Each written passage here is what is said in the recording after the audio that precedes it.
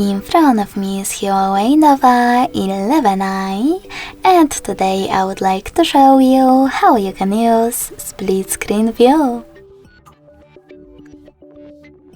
First of all, open one of your apps that you wish to use in this view, like Gallery. Then click on this square button if you are using Tricky's navigation to access background apps. Finally, tap on this icon at the top right corner of your app and click on the other one, like Browser.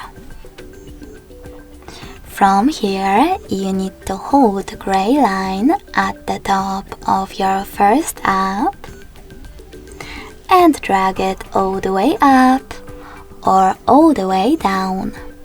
When you see this gray area, let go. As you can see now, I can use both of my apps at the same time. If you wish to go back from this mode, drag one of your apps all the way up or all the way down and click on Home button. Thanks so much for watching. If you enjoyed this video, smash that like button, comment and subscribe. Bye!